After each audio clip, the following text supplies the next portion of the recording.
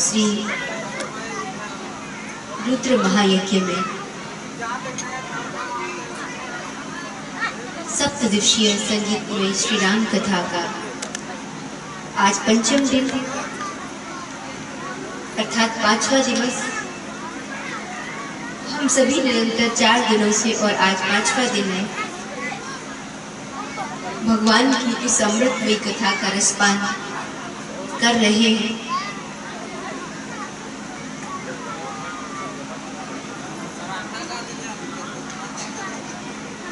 रामायण में राम कथा में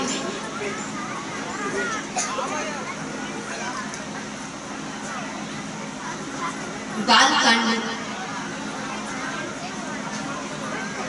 श्री राम की बाल लीलाएं, जन्मोत्सव बाल लीलाएं और प्रभु का विवाह महोत्सव।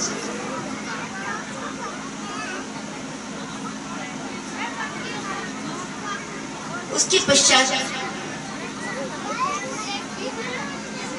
अयोध्या कांड की शुरुआत होती है। अयोध्या कांड की शुरुआत में बाबा तुलसी ने जो चौपाइयां लिखी, बहुत सुंदर शब्दों में बाबा तुलसी ने गाया।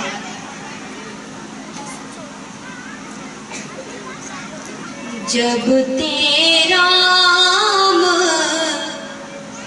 व्याही घर आए, जब ते राम व्याही घर आए,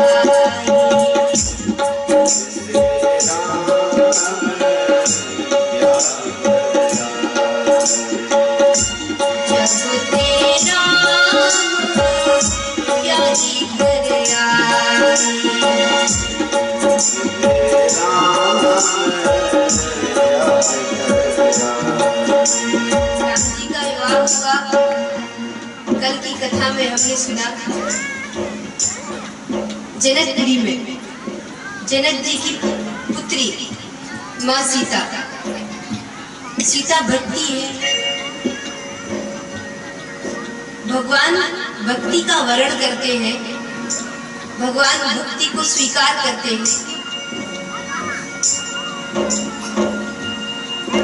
और यहाँ महाराज दशरथ के पुत्र श्री राम का ही नहीं बल्कि लक्ष्मण, भरत और शत्रुघ्न का भी जनकपुरी में विवाह हुआ। अर्थ, धर्म, काम और मोक्ष चारों पुरुषार्थ से दूर हमारे जीवन का ध्येय कि हम कभी भक्ति का वर्ण कर पाए, हमारा जीवन भक्ति युक्त बने। जनक जी पिता हैं, सीता पुत्री है, भक्ति है। और जनक जी ने जान लिया कि भक्ति को भगवान को ही समर्पित किया जा सकता है।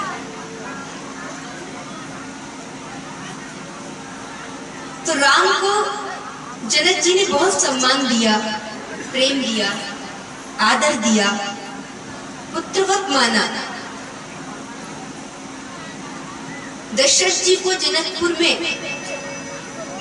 4 बेटों के साथ 4 पुत्र बधुएं प्राप्त हुई। और आप रामायण में देखो कि महाराज दशरथ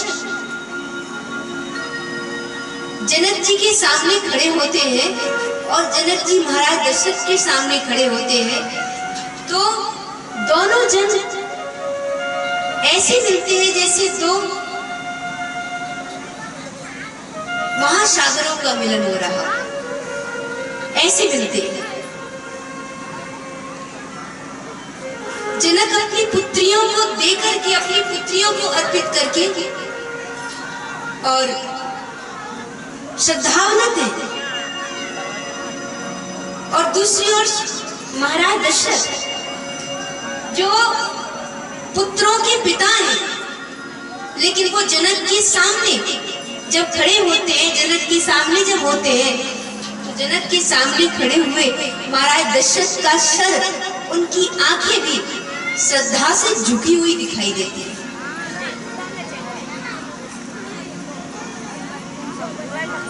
एक बेटी का पिता जब अपनी पुत्री का विवाह करता है तो उसके हृदय में ये भाव होता है कि वो सब कुछ दे दे। एक पिता का भाव ये होता है कि वो सब कुछ अपनी पुत्री को लुटा दे, और वही भाव जनक का था। उनके लिए सीता सर्वस्व है, जनक जी के लिए भक्ति सर्वस्व है। और जनक ने जब अपनी पुत्री को दिया, अपनी पुत्री का विवाह किया, तो एक कन्या का पिता निश्चय ही अपने आप को कहता है कि मैं तो छोटा हूं,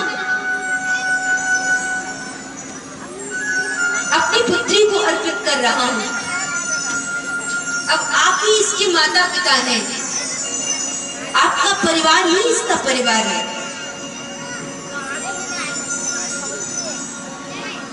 पिता अपना पितृत्व, माँ अपना मातृत्व अर्पित कर देती है एक पुत्री को विदा देते वक्त।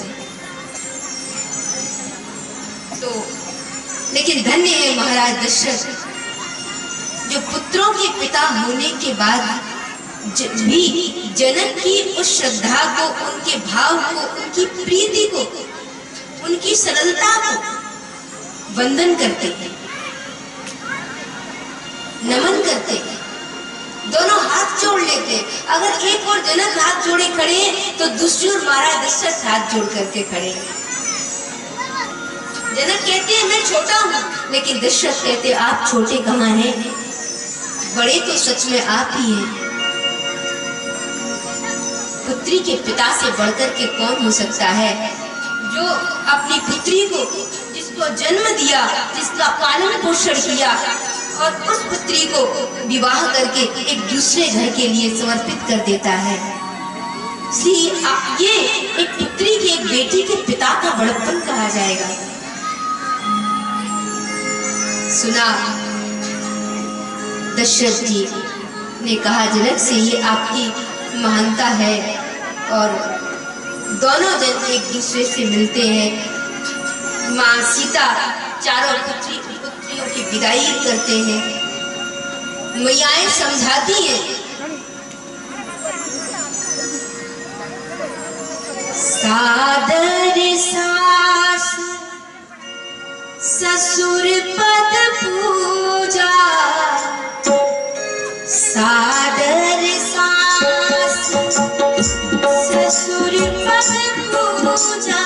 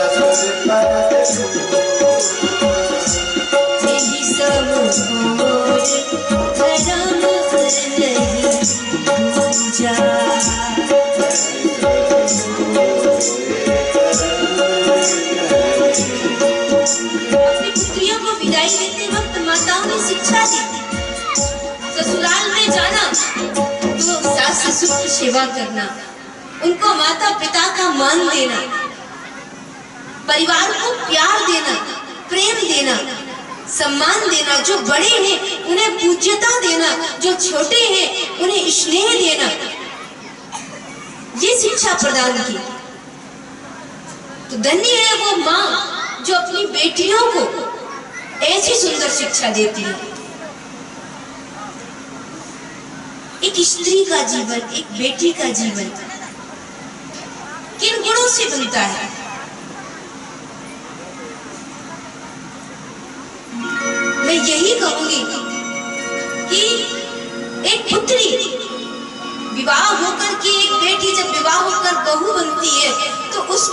जीवन में जिस चीज की प्रधानता होनी चाहिए वो है सेवा भाव। अगर सेवा भाव है तो निश्चय ही वो ससुराल में सबकी प्रियता को प्राप्त करती है। सेवा भाव, समर्पण का भाव। क्यों? क्योंकि एक बेटी जन्म जहां लेती है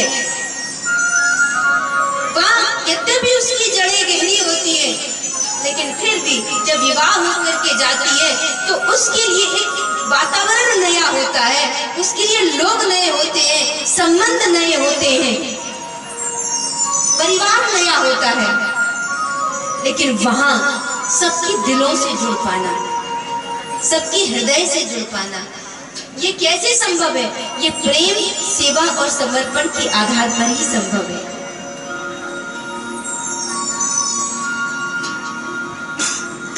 बेटी बहू बने तो निश्चय ही उसके जीवन में सेवा भाव के संस्कार मौजूद होने चाहिए।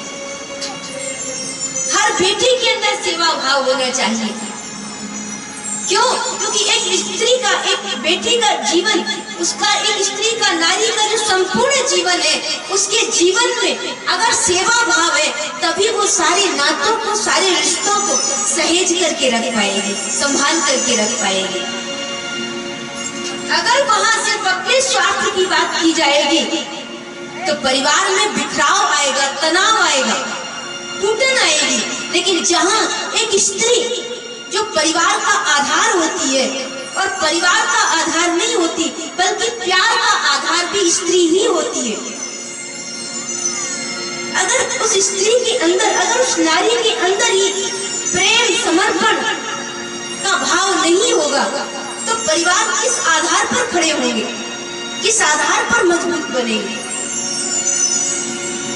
इसलिए अपनी बेटियों का विवाह हम करते हैं, उनको बचपन से ही वो संस्कार दें कि वो एक दूसरे परिवार में जाकर के, जो एक दिन उनका अपना परिवार होगा, उस परिवार को प्यार लुटा करके वो वहां सबको अपना बना पाए। और वो शुरुआत होती है तभी विवाह होता है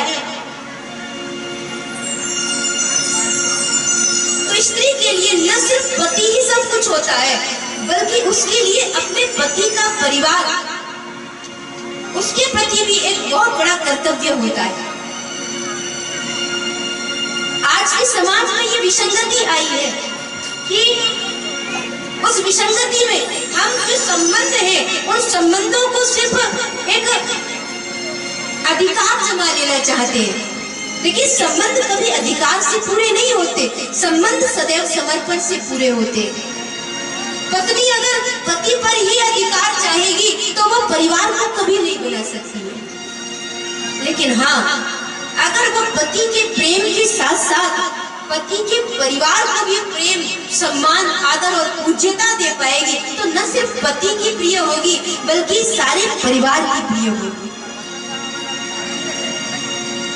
तो वो सम्मान, पूज्यता, आदर भाव देने का ये भाव कहाँ से सीखती है एक बेटी? तो वो अपने माता पिता से ही सीखती है। इसीलिए कहते हैं कि माता पिता को अपनी संतानों को वो भले ही संपत्ति दे या न दे, लेकिन माता पिता को अपनी संतानों को सम्मति जरूर देना चाहिए, अच्छे संस्कार, अच्छी शिक्षा जरूर देनी चाहिए। आप बेटे बेटियों को आज हम बहुत सारी सुविधाएं देते, हम उन्हें लैपटॉप दे देते, आईफोन दे देते, टीवी दे देते हैं, बहुत सारी सुविधाएं दे देते उनको, स्कूटी, बाइक दे देते। लेकिन हम उनको क्या नहीं दे पाते? हम उनको टाइम नहीं दे पाते, हम उन्हें समय नहीं दे पाते, हम उन्हें सम्मति नहीं दे पाते। और उसका परिणाम क्या होता है कि जिन्हें हम बड़ा करते हैं पाल पोस करके कि वो परिवार में प्यार का आधार बनेंगे, वो बेटा हो या बेटी हो।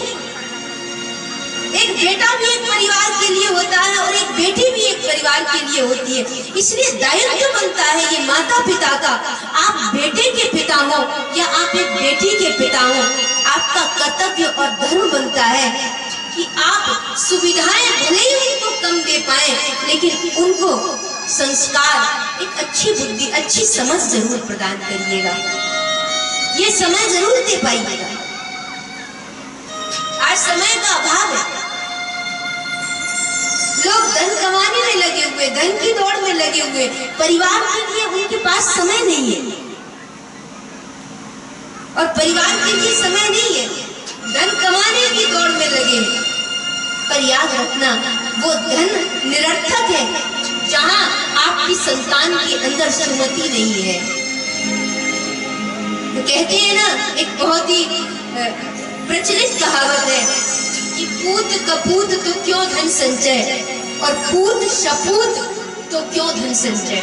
अगर पुत्र सुपुत्र है तो धन जोड़ जोड़ करके क्या रखना, उसकी समझ, उसकी शिक्षा उसे कभी भी भूखों नहीं मरने देगी।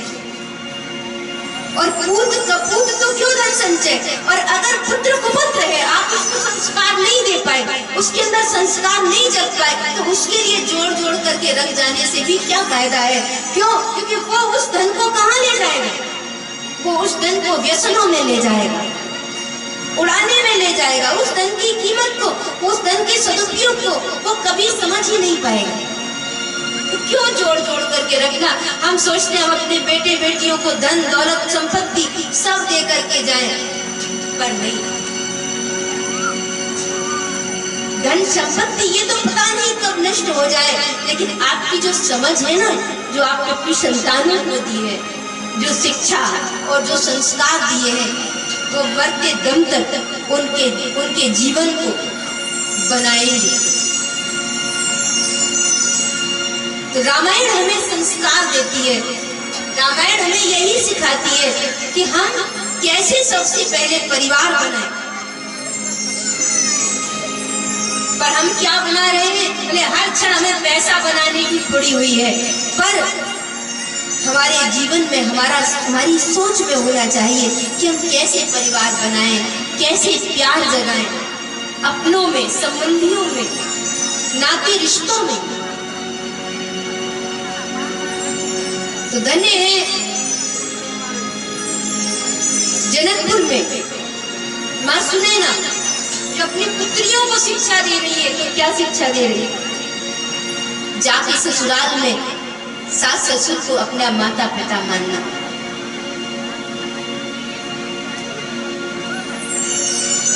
क्या आज कोई माँ ये शिक्षा देती है?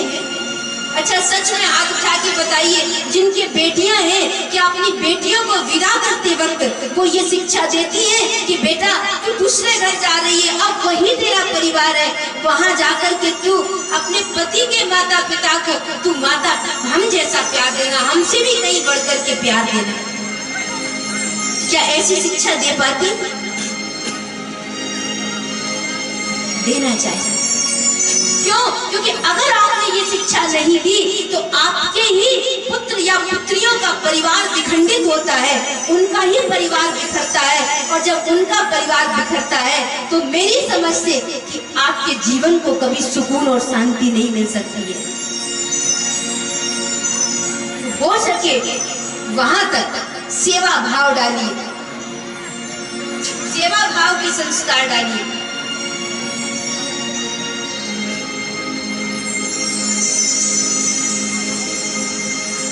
पुत्र पुत्रियां जब सेवा भावी होते हैं तो माता पिता के लिए सबसे बड़ी पूंजी और सबसे बड़ी दौलत और सबसे बड़ा सुख का कारण होता है। तो एक और जनक जी की पत्नी सुनैना ने विदा करते वक्त अपनी पुत्रियों को समर्पण और सेवा की शिक्षा दी।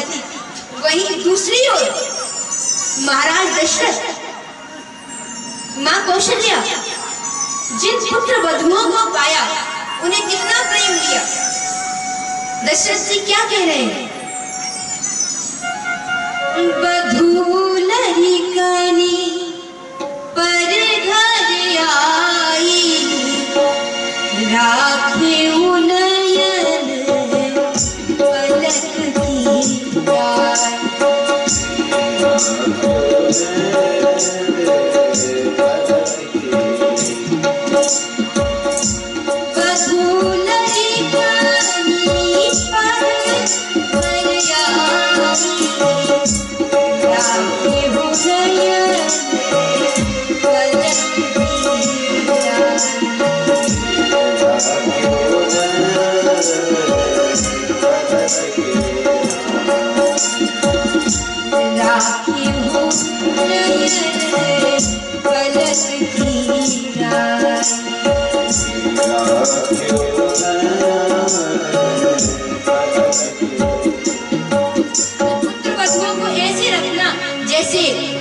पल के नेत्रों को रखती है, पल के नेत्रों को रखती है, उन्हें ऐसे ही घर में पुत्र वधुओं को रखना। एक बेटी जो ब्याह कर आई है और पुत्र वधु बनी है, आपके घर में आई है, तो उसको प्यार देने में कभी कंजूसी मत करना। अगर आपने प्यार देने में कंजूसी की तो मेरा निश्चित मत है कि वहां उसके प्रेम की जड़ें मजबूत नहीं हो पाएगी। हो सके जितना कि उसको अपना बनाना, ये सब कैसे संभव है? ये सब संस्कारों के बल पर ही संभव है। तो वहां दशरथ की ये शिक्षा दे रहे हैं।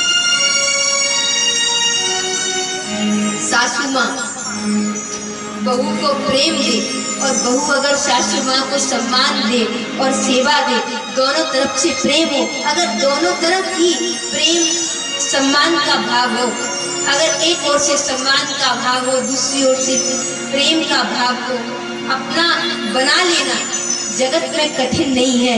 बस एक छोटी सी चीज है और जिसका कोई आर्थिक मूल्य नहीं है, लेकिन फिर भी व्यक्ति देने में कंजूसी करता है, और वो है कि हम किसी को प्रेम दे पाए। कुछ नहीं लगता, लेकिन फिर भी हम प्रेम नहीं दे पाते। वो परिवार में बेटियां हो या पुत्र वधु हो, उनको प्रेम देना है। लेकिन एक और बात कहूं कि जीवन में जहां तक हो सके देना सीखिए। कभी मांग मत रखिए कि मुझे ये चाहिए। जहां तक हो सके देना सीखिए। प्रेम भी देना सीखिए। सम्मान और आदर भी पहले देना सीखिए। कभी मत मांगो। परमात्मा ने भी कभी सम्मान नहीं मांगा, आदर नहीं मांगा, लेकिन हम देते नहीं है, मांगते पहले है कि हमें चाहिए। आदर हम दूसरों को पहले नहीं देते, हम कहते पहले सामने वाला हमें आदर दे। हम अपेक्षा रखते हैं, और अपेक्षा रखते हैं तो कभी उपेक्षा हो जाए तो मन बड़ा दुखी हो जाता है। तो कभी अपेक्षा मत रखिए, कभी दूसरों से मत मांगिए कि आप मुझे सम्मान दें, आप मुझे प्रेम दें, आप मुझे आदर दें। आप स्वयं लुटाइए। आप देखिए कि आप लुटाते चले जाओगे और आपकी झोली भरती चली जाएगी। आप जितना लुटाते जाएंगे उतना ही आप पर बरसता चला जाएगा, उतना ही आप भरते चले जाएंगे। बस यही तो देने का भाव है कि जितना दिया जाता है इस जगत में उससे अनंत गुना बढ़कर के वापस लौटता है। अब ये आप पर निर्भर करता है कि आप क्या दे रहे हो। आप घृणा दोगे, आप पर घृणा आएगी। आप क्रोध करोगे, क्रोध आएगा। आप किसी की अपेक्षा करोगे, उपेक्षा करोगे तो आप भी उपेक्षित होगे। इसलिए मत मांगो दुनिया से, मत चाहो, जहां तक हो सके दीजिए। देने का आनंद पाइए। क्यों? क्योंकि जिन्होंने देना सीख लिया उन्हें हाथ पछाड़ने की जरूरत नहीं पड़ी। जिन्होंने सम्मान देना सीखा है उन्हें सम्मान की कभी भीख नहीं मांगनी पड़ी। जिन्होंने आदर दिया है उन्हें कभी आदर खैरात में नहीं मांगना पड़ा, सहज मिलता है। फिर आज अगर घर में सासू माँ है तो सासू माँ जानती है कि बहू मुझे सम्मान दे, मुझे पूज्यता दे, मेरा आदर करे, लेकिन मत मांगो, कभी मत मांगो, बल्कि दो। आप बड़े हो, आप प्रेम दो, आप पाएंगे। आप अगर प्रेम देंगे तो आपको अपने आप ही सम्मान मिलना शुरू हो जाएगा। लेकिन कभी मांगना मत, क्योंकि मांगने से कहीं ना कहीं आदान प्रदान कमजोर होता है। इसीलिए जो सहज और बरबस हम लुटाना सीखें। एक जगह एक मियाँ कह रही थी कि जब मैं बहू बन करके आई तो मुझे अच्छी सास नहीं मिली, और जब सास बन गई तो अच्छी बहू नहीं मिली।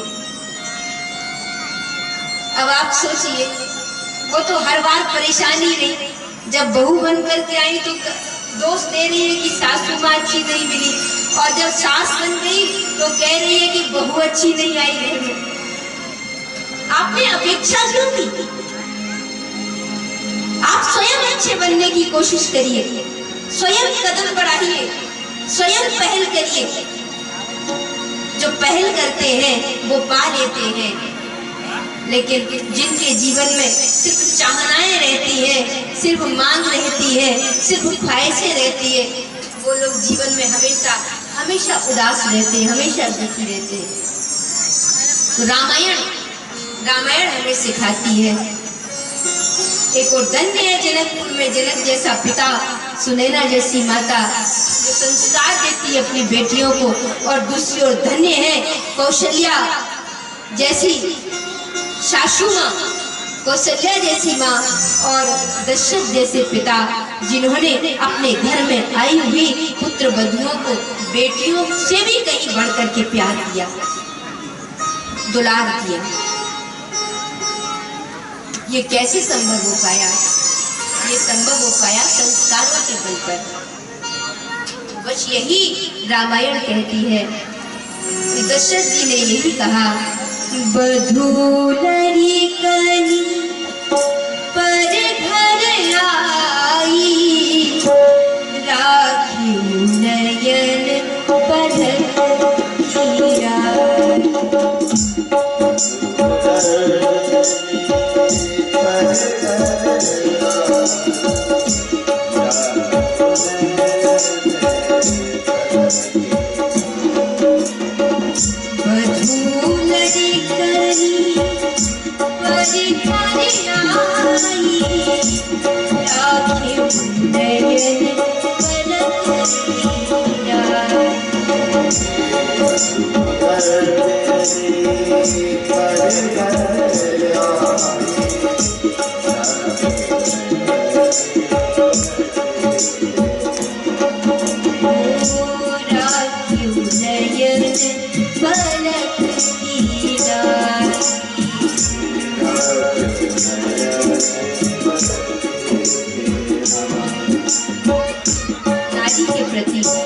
बेटियों के प्रति पूज्यता और सम्मान का भाव उसको हर रूप में दिया जाना चाहिए।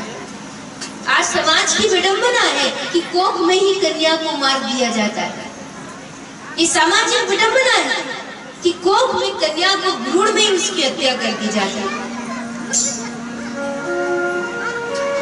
आप सोचिए, अगर इस जगत में बेटियां न हो तो क्या संसार चल सकता है? ये जगत चल सकता है? जगत की अधिष्ठात्री अगर कोई है तो वो जगदम्बा ही है, वो माता ही है। इसलिए नारी के तो अनेक रूप है और हर रूप में वो वंदनीय और पूजनीय है। एक स्त्री अपने जीवन में अपने लिए कब क्या करती है? जहां तक उसका जीवन है वो सिर्फ दूसरों के लिए है, वो सिर्फ अर्पण करने के लिए है। अगर वो बहन है तो रक्षाबंधन के दिन अपने भाई को तिलक लगाती है, तो उस समय भी वो उसका हृदय का भाव क्या होता है कि मेरे भाई की सदैव रक्षा हो, रक्षा सूत्र बांधती है। बहन बनकर के जो अपने भाई के सदैव रक्षण के लिए तत्पर रहने का भाव रखती है, प्रार्थना करती है, रक्षा सूत्र बांध करके कि मेरे भाई की सदैव रक्षा हो। वो रक्षाबंधन हो या तीज हो अथवा चौथ हो, वहां पति के लिए व्रत करती है। वो सारा दिन भूखी प्यासी रह करके और करवा चौथ के दिन वो पति के लिए व्रत करती है, अपने लिए कुछ नहीं मांगती। पति की दीर्घ आयु की कामना के लिए सारा दिन भूखी प्यासी। तीज त्योहार, और सिर्फ तीज और त्योहार ही नहीं बल्कि एक स्त्री का हर दिन परिवार के लिए होता है, हर दिन अपने बच्चों के लिए, पति के लिए, परिवार के लिए, इनके लिए ही होता है। क्या आपने सुना है कभी कि कोई एक व्रत ऐसा हो जो एक स्त्री अपने लिए करती हो? नहीं, एक भी त्योहार ऐसा नहीं है, एक भी व्रत ऐसा नहीं है, एक भी पूजा पाठ ऐसा नहीं है कि जिसे वो अपने लिए करती हो, जिसमें सिर्फ वो अपने सुख की कामना करती हो। नहीं, उसके सुख की कामना में उसके पति का सुख, उसके पुत्र संतान का, उसकी पुत्रियों का, उसकी संतान का सुख, उसके परिवार का सुख छुपा होता है। अपने लिए कभी कुछ नहीं मांगती। समर्पण का जिसका जीवन है, आज उसी कन्या के संरक्षण के लिए समाज में आवाज उठनी चाहिए, क्योंकि उन्हीं कन्याओं को, उसी स्त्री को कन्या के रूप में भ्रूण में हत्या कर दी जाती है। और इसके लिए सबसे पहली आवाज मातृशक्ति को ही उठानी चाहिए। क्यों? क्योंकि आप एक माँ हैं और आप किसी की बेटी भी हैं। इसलिए एक बेटी के कीमत को एक माँ से, एक बेटी से बढ़कर के और कोई नहीं समझ सकता है। हम स्त्री को पूज्यता के भाव से आज समाज में आप देखिए, कई ऐसी विडंबनाएं आप अखबारों में पढ़िए, आप न्यूज में देखिए, वहां आप देखेंगे कि आज छोटी छोटी बच्चियां भी, वो भी संरक्षित नहीं है। ये समाज में कहीं कहा जाए संस्कारहीनता, या कहा जाए कि बढ़ती हुई पशुता की प्रवृत्ति ही वो कारण है कि आज एक छोटी बेटी भी अपने आप को असुरक्षित मानती है। समाज का दायित्व बनता है कि हम अपने बेटों को, अपनी बेटियों को न सिर्फ उच्च शिक्षा दिलवाएं, बल्कि उनके हाथ में बचपन से रामायण और गीता भी पकड़ाएं। उन्हें कभी दिन के 24 घंटे में 1 घंटे के लिए रामायण या गीता की शिक्षा के सानिध्य में बैठना सिखाएं।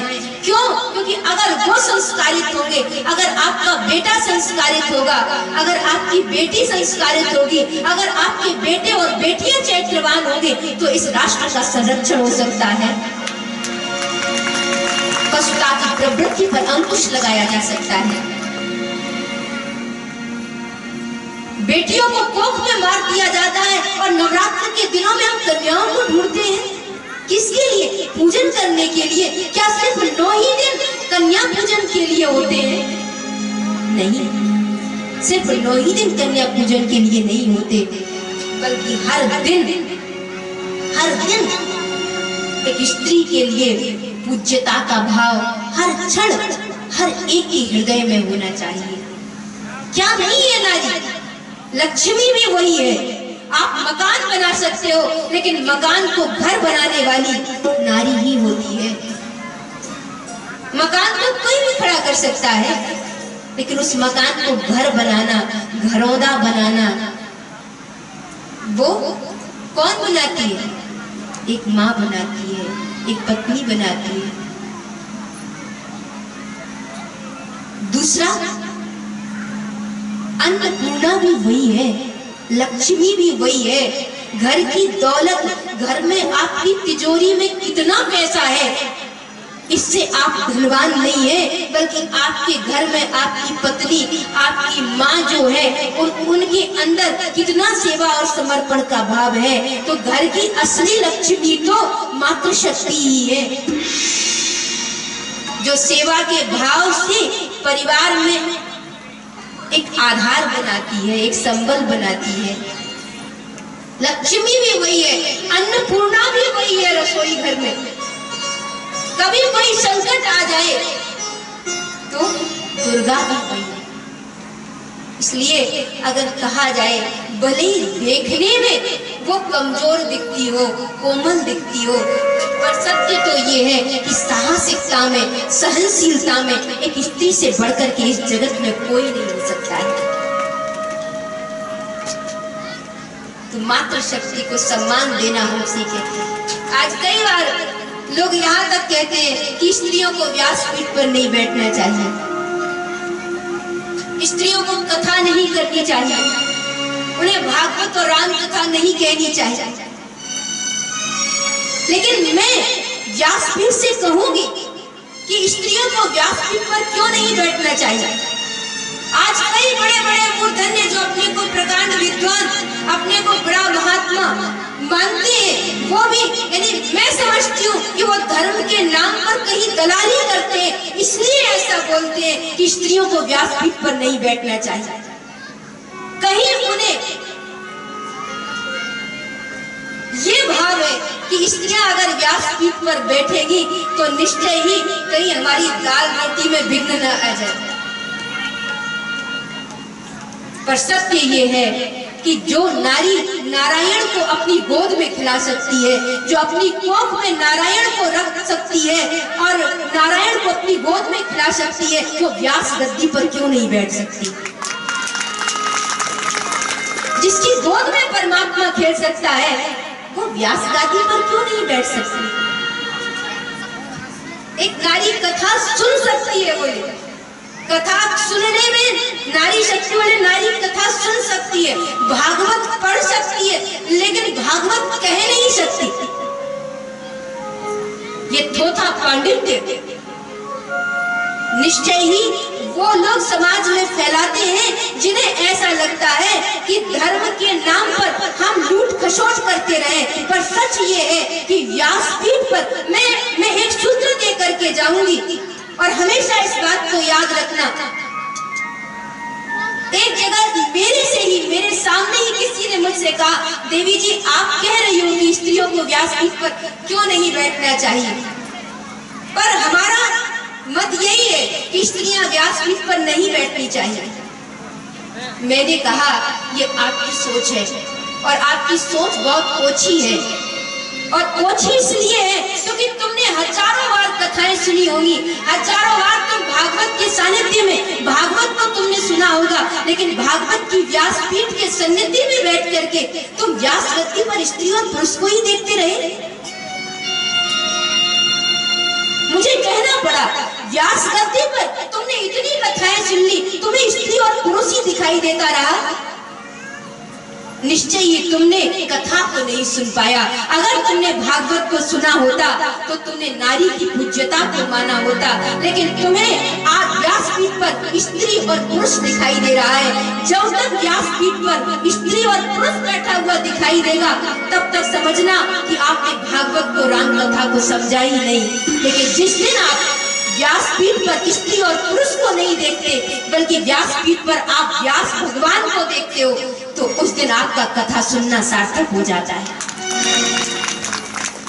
क्यों आप स्त्री और पुरुष को देखते हो व्यासपीठ पर? व्यासपीठ पर बैठने वाला परमात्मा की गोद में बैठने वाला होता है, और व्यासपीठ पर बैठने वाले को चुनने वाला भी परमात्मा ही होता है। इसलिए जो परमात्मा को गोद में खिला सकती है, वो व्यास गद्दी पर क्यों न बैठ सके। लेकिन कई तरह के प्रश्न उठा करके, जहाँ पवित्रता, शुद्धता के प्रश्न खड़े करके प्रश्न चिन्ह खड़े किए जाते हैं, पर सच यही है कि व्यक्ति की पवित्रता सर्वप्रथम उसके व्यक्तित्व, उसके चरित्र, उसकी सोच, विचार और भावनाओं से आती जानी चाहिए। हम सम्मान हर जगह नारी शक्ति को दें और देना चाहिए। परमात्मा ने, हमारे शास्त्रों ने कहा है यत्र नार्यस्तु पूज्यन्ते। उन्होंने कोई एक निश्चित ठिकाना नहीं बताया कि यहाँ स्त्री की पूजा होनी चाहिए। वहाँ स्पष्ट शब्दों में कहा जहाँ स्त्री की पूजा होती है उसे पूज्यता का भाव दिया जाता है, वहाँ परमात्मा जागता है, वहाँ परमात्मा मौजूद होता है।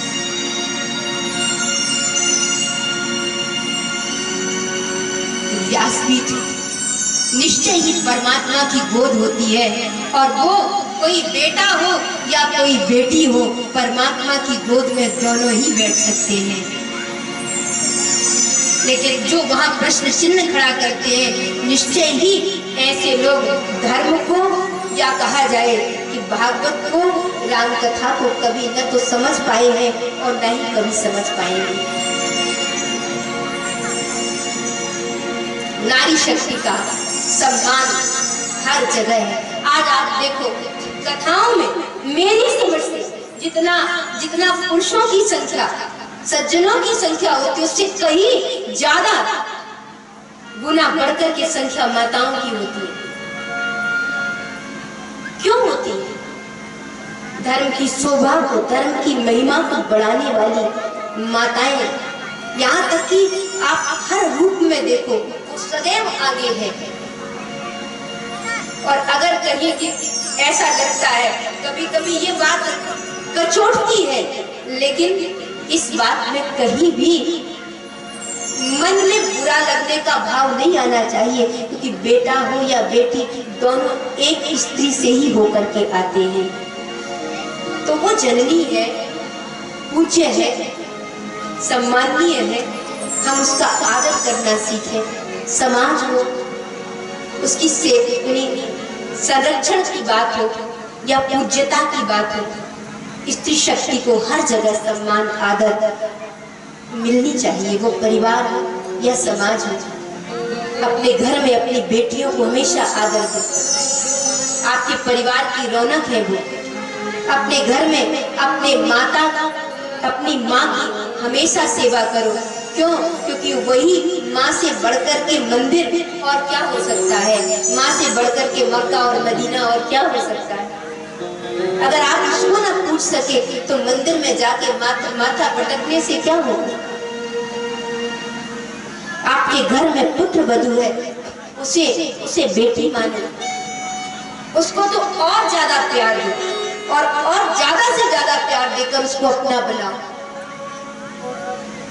तो ऐसा भाव हमारा आपका जिस दिन हृदय में जाग जाएगा, उस दिन हमारे परिवार में रामायण जीवन तो उठेगी, उस दिन राम राज्य आ जाएगा। तो धन्य है महाराज दशरथ, सुंदर शिक्षा दी, चारों पुत्र वधुओं को प्रेम दिया, उनको संरक्षण दिया, और चारों पुत्र वधुएं जो आई उन्होंने महाराज दशरथ, माँ कौशल्या, सुमित्रा, कैकेयी सबको बराबर सम्मान, प्रेम और आदर प्रदान किया। विवाह हुआ। महाराज दशरथ के मन में संतों का सम्मान, इसलिए विश्वामित्र जी, वशिष्ठ जी आदि का सम्मान करते और कहा कि भगवान आपकी कृपा से ही हमें इतने सारे सुख एक साथ प्राप्त हुए हैं। और दोनों हाथ जोड़ लिए महाराज दशरथ ने गुरु वशिष्ठ के सामने, मुनि विश्वामित्र के सामने, और कह दिया, आज हृदय का भाव बोल उठा, नाथ सकल संपदा तुम्हारी, नाथ सकल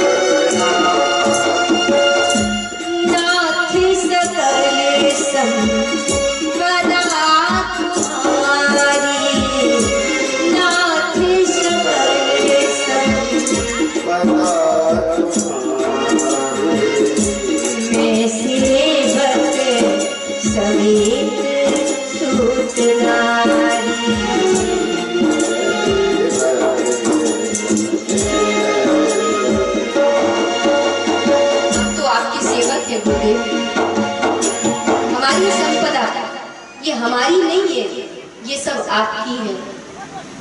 हमारी संपदा तो आपका आशीर्वाद है, बड़ों का आशीर्वाद, बड़ों की खुशी, बड़ों का हाथ सर पर बना रहे, ये सबसे बड़ी दौलत है।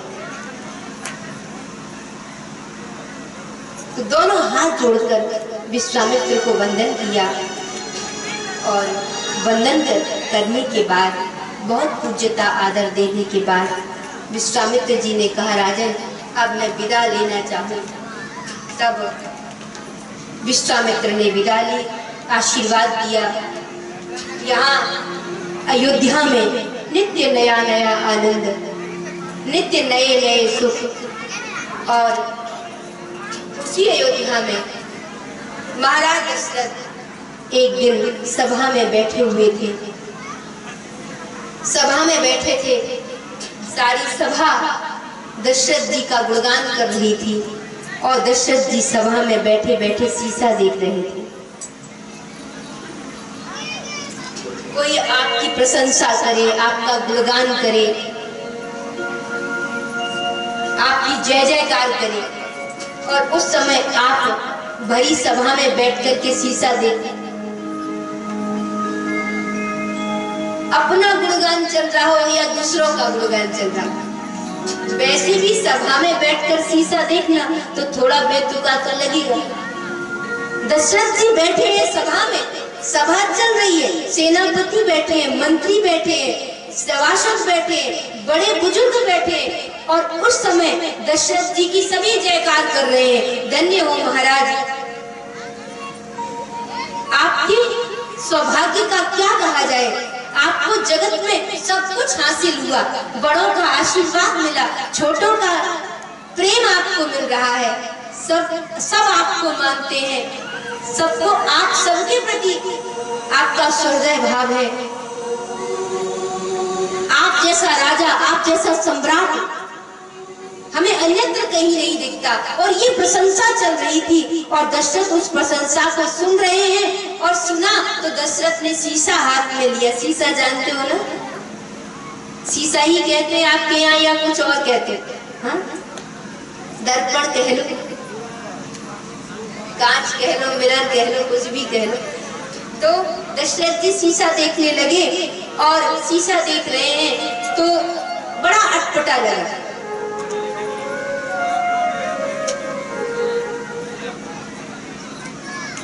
ये शीशा क्यों देखा? तो रामायण हमें सूत्र देता है क्या, कि जब दुनिया आपकी जयकार कर रही हो, जब जगत आपकी प्रशंसा कर रहा हो, तो उस समय प्रशंसा सुनकर के अहंकार मत करना कि मैं इतना बड़ा हो गया या मैं इतना गुणवान हो गया अथवा मेरे अंदर इतनी विशेषताएं हैं, ऐसा अहंकार मत पाल लेना। बल्कि उस समय जब दुनिया आपकी प्रशंसा कर रही हो तो आप अपने हाथ में दर्पण ले लेना और देखना कि मेरे जीवन में कहीं कोई कमी तो नहीं है, और मैं इस प्रशंसा की जो दुनिया मुझे दे रही है, मैं इस प्रशंसा के योग्य हूं या नहीं।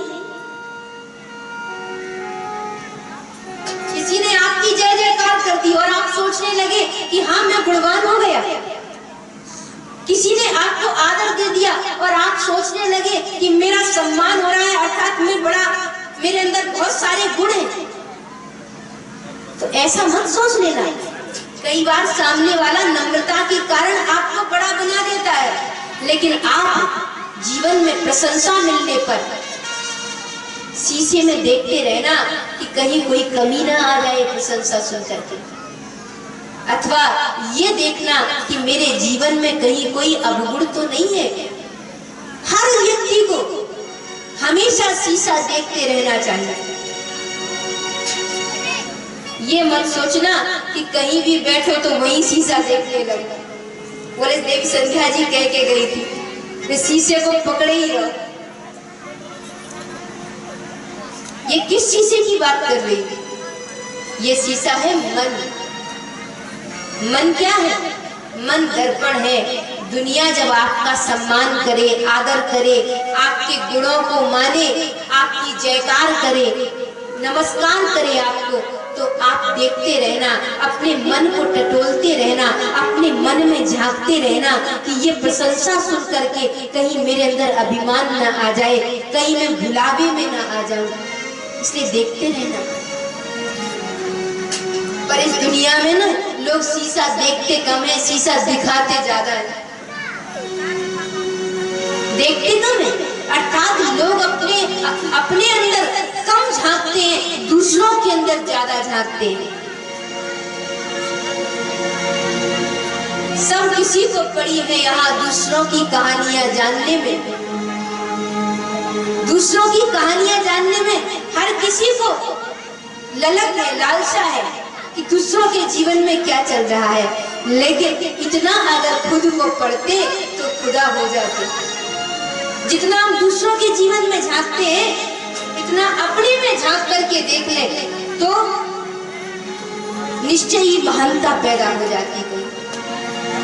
दशरथ जी देखने लगे कि मैं इस प्रशंसा के योग्य हूं या नहीं, और तब दशरथ जी को दिखाई दिया कि उनका मुकुट टेढ़ा हो गया था। टेढ़े मुकुट को सीधा किया तो कान के पास के जो बाल मुकुट टेढ़े होने से कान के ऊपर जो बाल थे वो छुप गए थे। जैसे ही मुकुट सीधा किया तो बाल दिखाई देने लगे, वो सफेद हो चुके थे।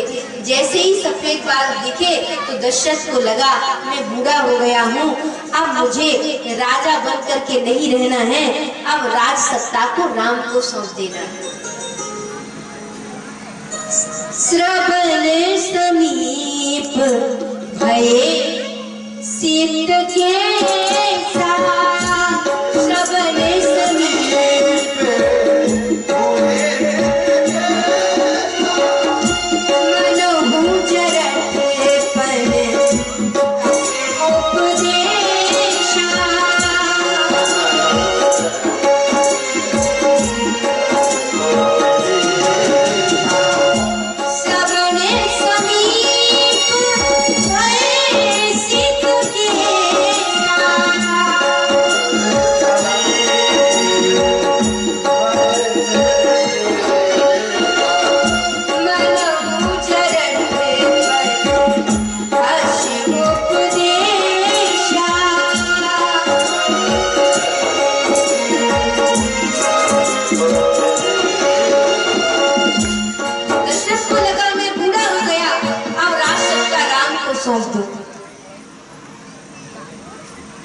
जीवन में ये भाव आ जाएंगे अगर कि अब परमात्मा के चरणों में समर्पण कर दो, संसार से निवृत्ति का भाव जाग जाएगा और परमात्मा में प्रवृत्ति हो जाए, परमात्मा में प्रेम हो जाए।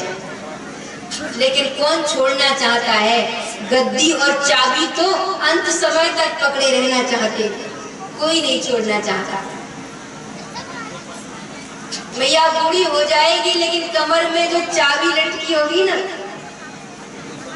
वो मरते मरते भी नहीं देगी। हाँ?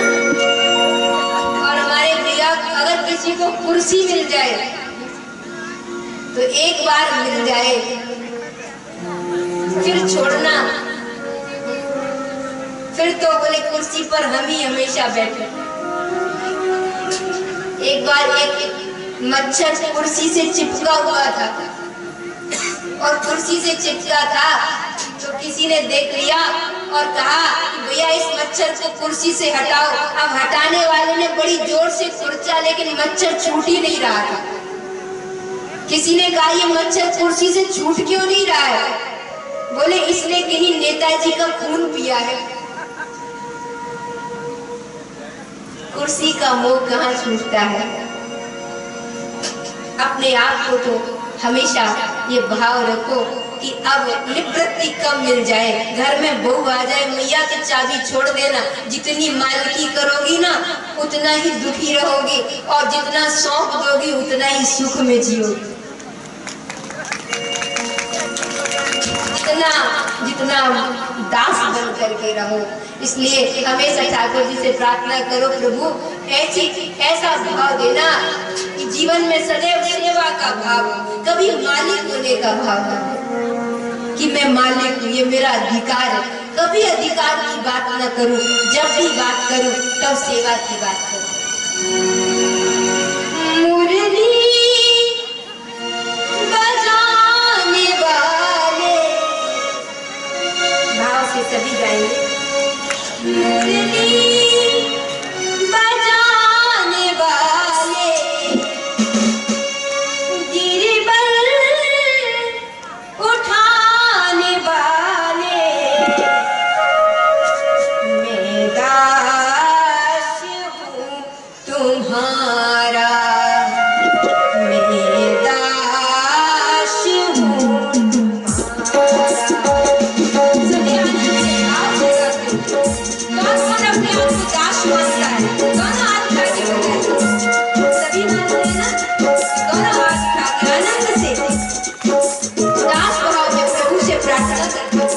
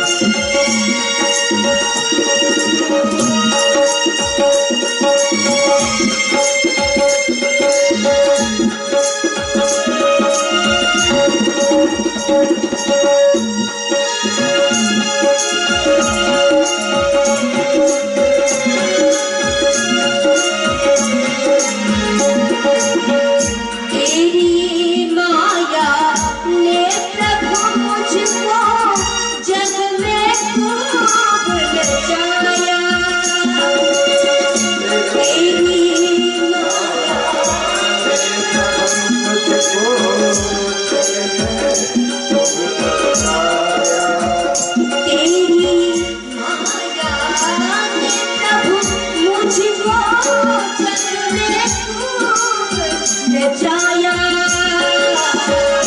तेरी माया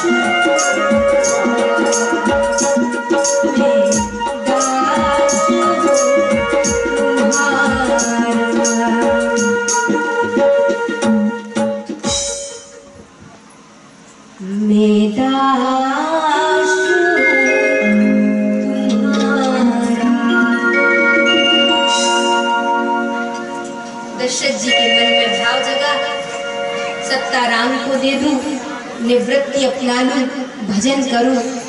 और इसीलिए उन्होंने गुरु वशिष्ठ के पास गए, गुरुदेव राम को राजा बनाना चाहता हूं। वशिष्ठ जी ने कहा कि दशरथ, वही दिन शुभ मुहूर्त है, शुभ घड़ी है जिस दिन राम राजा बनेंगे। सारे नगर में तैयारियां चलने लगी। महाराज दशरथ का मन मयूर नाच उठा। सारे अवधवासियों को पता चल गया महाराज दशरथ राम को राजा बना रहे हैं, युवराज पद पर अभिषिक्त कर रहे हैं। सारी तैयारियां की गई, ध्वजा पताका तोरण द्वारों से सारे नगर को सजा दिया गया। चारों तरफ आनंद है, लोगों के अंदर लालसा है कि कब हमारे राम राजा बनेंगे, कब हम राजपथ पर राम को बैठा हुआ देखेंगे। लेकिन देवों को तो कुछ और ही मंजूर था। कई बार हम कई प्रसंग सुनिश्चित करते हैं, लेकिन देव क्या चाहते हैं? देवों को पता चला राम राजा बन रहे हैं, तो देवता आकाश में, स्वर्ग में गिरने लगे, मूर्छित होने लगे। राम अगर अयोध्या के राजा बन गए तो लोक का कल्याण कौन करेगा? कौन जगत का कल्याण करेगा? कौन? राक्षसों ने, जिन्होंने संतों के रक्त से इस धरा को भरना शुरू कर दिया है, संतों के रक्त से धरा को रंजित करना शुरू कर दिया है, उन राक्षसों को मारने वाले श्री राम अगर वही अयोध्या की सीमाओं में कैद हो जाएंगे तो कौन रक्षा करेगा? संत समाज की कौन संरक्षण करेगा? सज्जनता का। तब देवों ने माँ सरस्वती से कहा, माँ आप भी कुछ करिए। सरस्वती जी ने सुना, सरस्वती जी ने कहा, अरे देवों, तुम कोई एक अच्छा अयोध्या में चिराग तो जला नहीं सकते, लेकिन तुम अयोध्या में अंधेरा करना चाहते हो। देवों ने हाथ जोड़ लिए, कहा, माँ अगर राम अयोध्या के राजा बन गए तो जगत का कल्याण नहीं हो पाएगा, राक्षसों के अत्याचार से धरा मुक्त नहीं हो पाएगी। इसलिए माँ आप ही कुछ ऐसा करिए कि राम सत्ता सिंहासन पर न बैठ पाए, राम वन को चले जाएं, मुनिजनों का संरक्षण करें, साधु जनों की कुटियाओं में जाएं, उनके कष्टों को और दुखों को देखें, क्योंकि जब तक अयोध्या की सीमाओं से निकल करके राम राष्ट्र के गलियारों में नहीं घूमेंगे, तब तक उन्हें उन अश्रुओं का पता कैसे चलेगा जो उन राक्षसों के द्वारा उन संतों की आंखों से गिराए जा रहे हैं। वो पीड़ित हृदय, वो रोते हुए जन, उनकी पीड़ा का हरण कौन करेगा? तब माँ सरस्वती ने कहा, देवो अगर लोक कल्याण के लिए तुम ऐसा चाहते हो तो मैं तुम्हारी सहयोगिनी बनूंगी।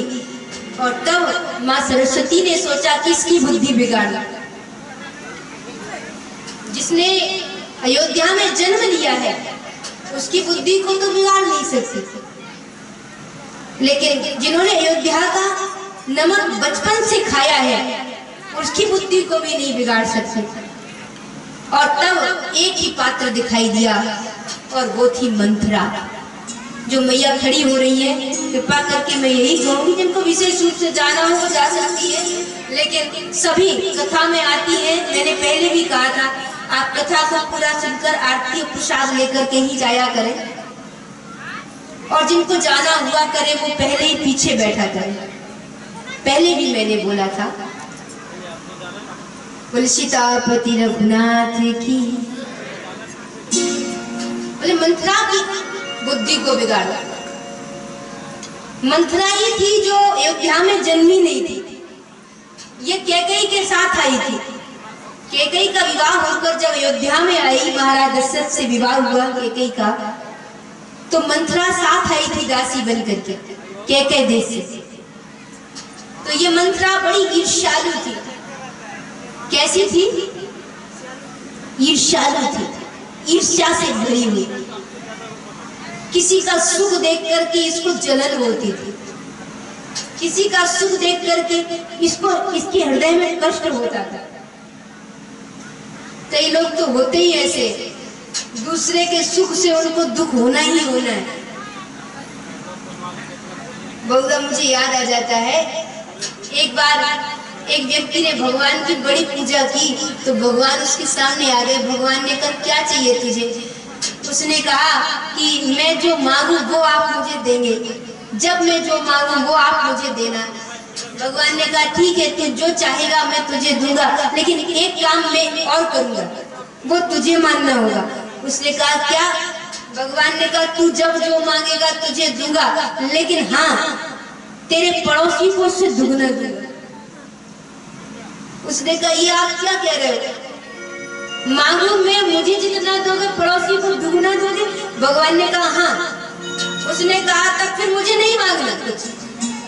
भगवान ने कहा तू तो बड़ा अभागा निकला।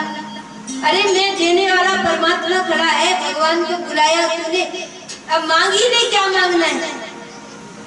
उसने कहा महाराज ऐसा करो कि एक बढ़िया बड़ा 2-4 मंजिला मकान मिल जाए। अब 2-4 मंजिल मकान उसको मिल गया, लेकिन पड़ोसी के 2-2 मकान। अब पर अपने मकान को तो देखता नहीं, पड़ोसी के 2-2 उसको दिखाई देता। फिर उसने भगवान को फिर बुलाया।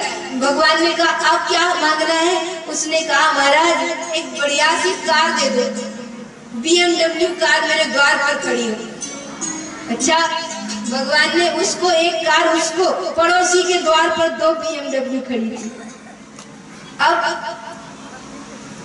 अपनी कार नहीं देख रहा, पड़ोसी की 2 देख करके चल रहा है। फिर उसने भगवान से कहा कि एक काम करो, मेरे द्वार पर एक बड़े पानी की समस्या न रहे, एक कुआं हो जाए। पड़ोसी के द्वार पर 2 कूद गए। अब बड़ा परेशान, क्या करे, क्योंकि जितना अपने लिए मांगता पड़ोसी फ्री में 2 गुना मिल जाता। एक दिन बैठा बैठा बड़ा सोच रहा था, रात भर सोचता रहा, जागता रहा, सोचता रहा, जागता रहा, और फिर सुबह होती उसने भगवान को फिर बुलाया। भगवान फिर आ गए। भगवान ने कहा अब क्या मांगना है? उसने कहा एक काम करो। भगवान ने कहा आज जरूर ज्यादा सोच करके आया है। भगवान ने कहा क्या करूं, अब क्या मांगना? उसने कहा ऐसा करो कि मुझे अधमरा कर दो। भगवान ने जब उसको अधमरा किया, पड़ोसी बेचारा पूरा ही मर गया। अब ऐसे लोग भी होते, खुद अधमरे होने के लिए तैयार है, यानी आधे मरने के लिए तैयार है अगर पड़ोसी पूरा मर जाए तो। ईर्ष्या, जलन, द्वेष, अपने सुख से सुखी, अपने दुख से दुखी नहीं है, दूसरे के सुख से ज्यादा दुखी है। अपने पास सब है लेकिन पड़ोसी के पास थोड़ा ज्यादा है, सुविधा है, तो उसका दुख है। जितना आपके पास है उतने में आनंद मनाओ। ईर्ष्या भयानक रोग है।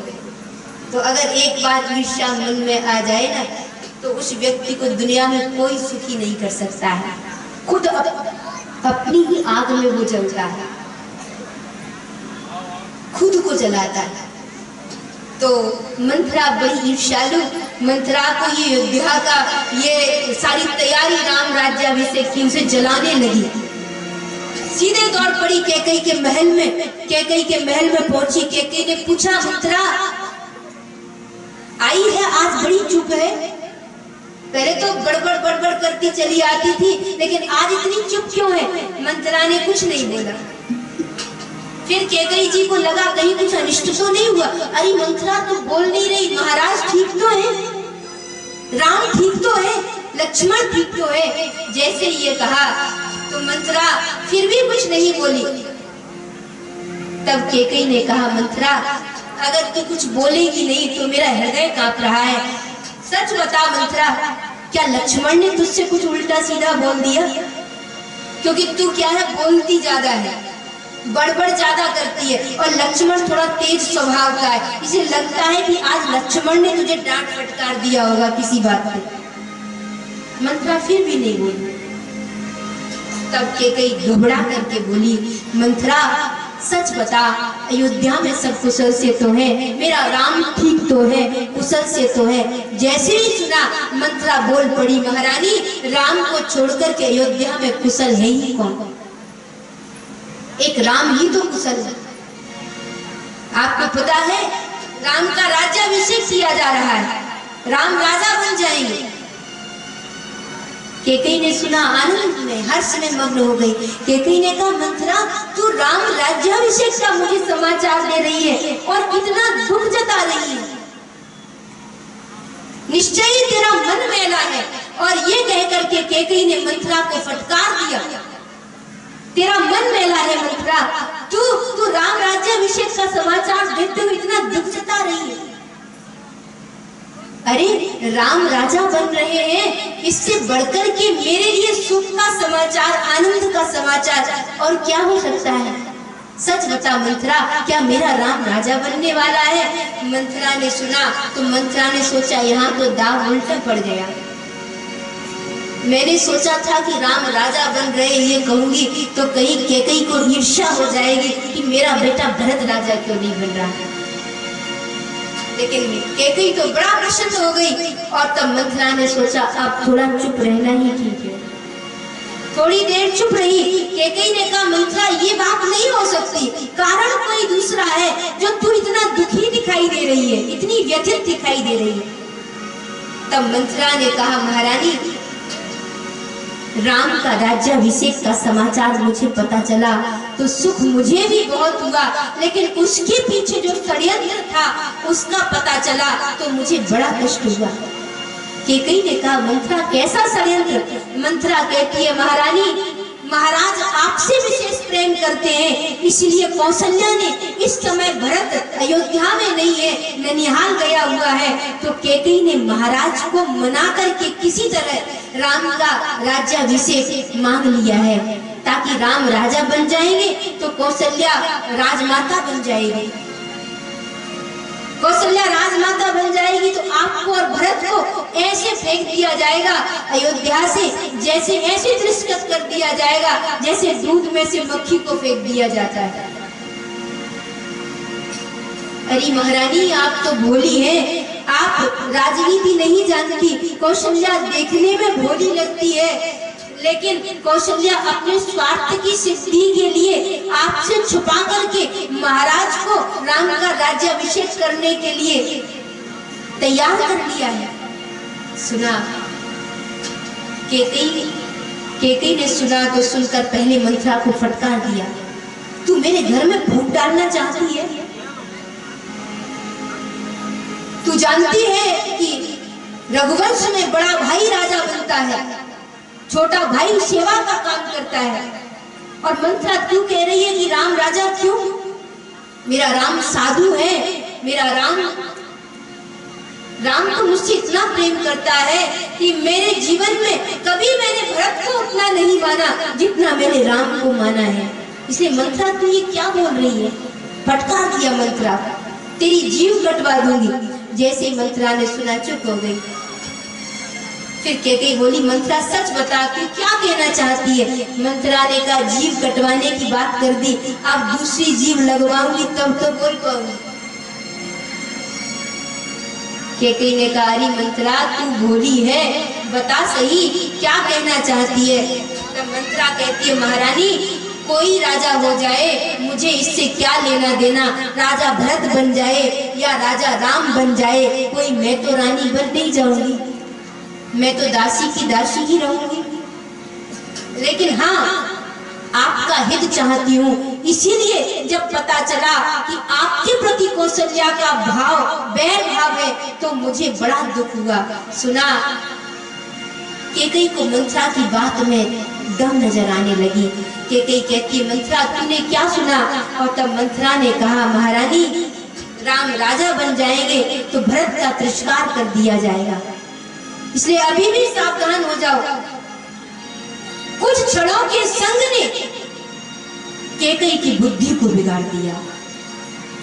को ना कुसंगति पाही न शाही, को ना कुसंगति रही ना नीच मते चतुराई,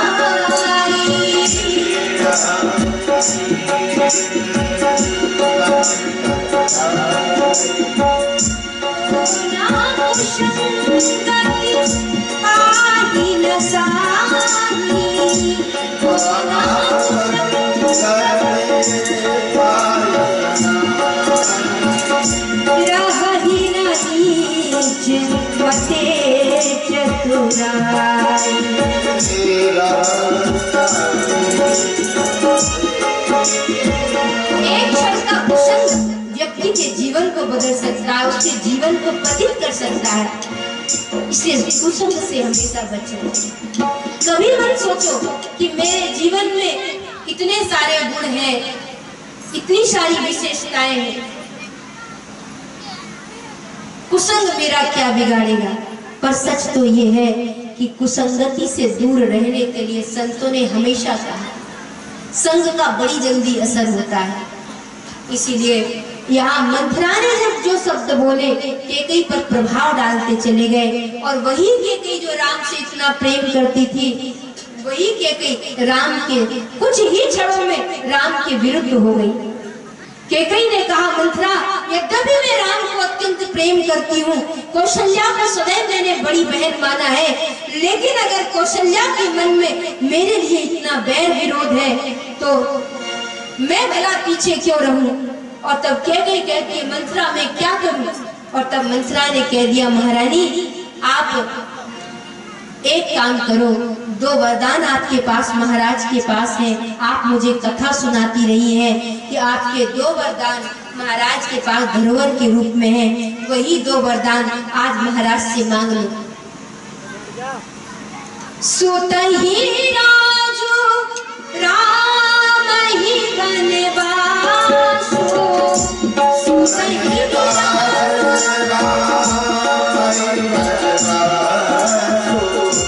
देहु लेहु सब सबकी हुलासो, देहु लेहु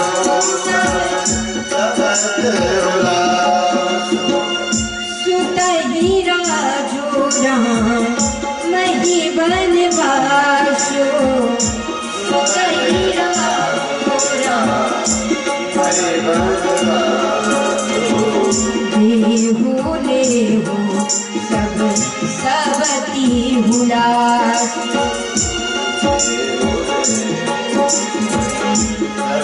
पहला अपने पुत्र भरत का राजतिलक मांगना और दूसरा राम को वनवास मांग लेना।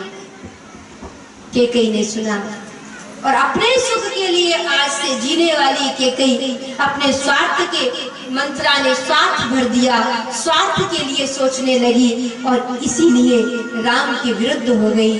कैकेयी ने मंथरा के कहने पर वो भवन में चली गई, वहां मोटे वस्त्र धारण कर लिए, अलंकार त्याग दिए और इधर सारे नगर में तैयारी चल रही है। महाराज दशरथ ने सोचा मैं संध्या के समय जाकर के कौशल्या कैकेयी को ये समाचार दूं कि हमारा राम राजा बनने वाला है।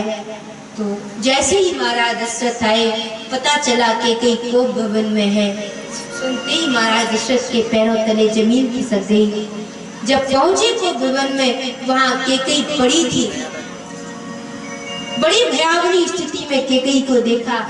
महाराज दशरथ ने सोचा इन आनंद के क्षणों में कैकेयी इतनी उग्र क्यों दिखाई दे रही है। कंधे पर हाथ रख दिया, कैकेयी ने हाथ छिटक दिया जैसे कोई नागिन बैठ गई हो।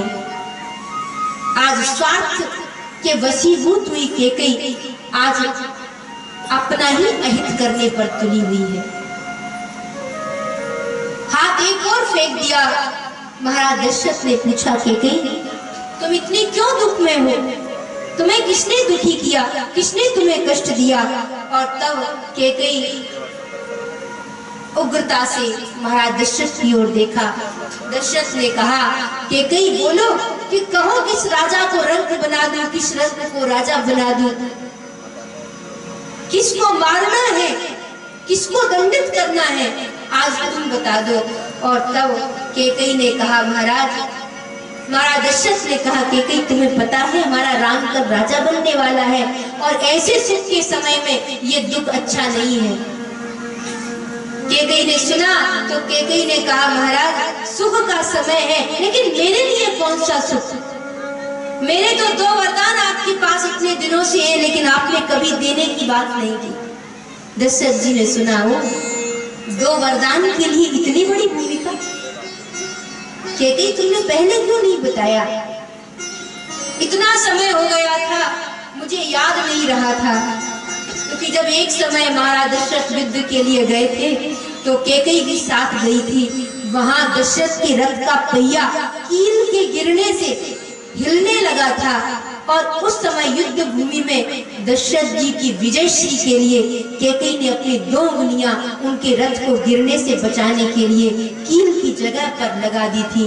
और तब महाराज दशरथ ने कैकेयी से कहा था कि कैकेयी, तुमने अपनी 2 उंगलियां लगा करके इस रथ के पहिए में मुझे विजयश्री दिलवाई है, कभी भी 2 वरदान मांग लेना। आज वही कैकेयी याद दिलाती है, मेरे 2 वरदान मुझे आप दीजिए। दशरथ ने कहा कैकेयी, 2 वरदान नहीं बल्कि आज तुम 4 मांग लो। लेकिन कैकेयी ने तब तक वरदान नहीं मांगा जब तक सौगंध नहीं ले ली महाराज दशरथ ने, वचनबद्ध नहीं हो गए। क्योंकि कैकेयी जानती थी राम को वनवास देना दशरथ जी के लिए साधारण बात नहीं है। राम दशरथ का प्राण है और कोई प्राण को अपनी देह से अलग कैसे कर सकता है। इसलिए कैकेयी ने पहले क्या मांगा? कैकेयी ने मांग में पहले सौगंध मांगी कि आप रघुवंश की सौगंध खाइए कि आप वचनों को पूरा करेंगे। और तब महाराज दशरथ ने कहा, रघुकुल रीत सदा चलिया, रघुकुल रीत प्राण जाई पर वचन न जाई,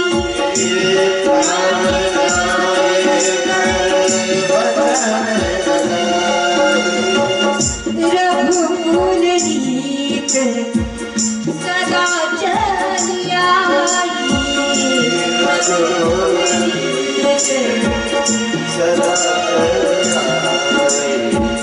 प्राण जाई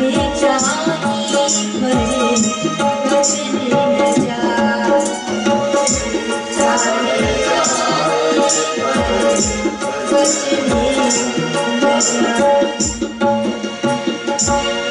की रीति यही है, प्राण चले जाएं लेकिन वचन कभी नहीं त्यागा जाता। और तब कैकेयी ने जैसे ही महाराज दशरथ वचनबद्ध हुए तो कैकेयी ने 2 वरदान मांगने के लिए उद्यत हुई। ये आगे की चर्चा हम कल की कथा में करेंगे। आज इतना ही। आए 2 बार हरि नाम, उसके बाद सभी आरती लेकर के ही जाएंगे। रस भरे रसिया के, रस भरे रसिया के, बड़े रसीले नैना, रस भरे रसिया के, बड़े रसीले नैना, रस भरे रसिया के, बड़े रसीले नैना,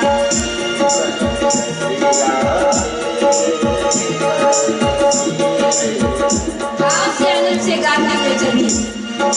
रस भरे रसिया के, बड़े रसीले नैना, रस भरे रसिया के, बड़े रसीले नैना,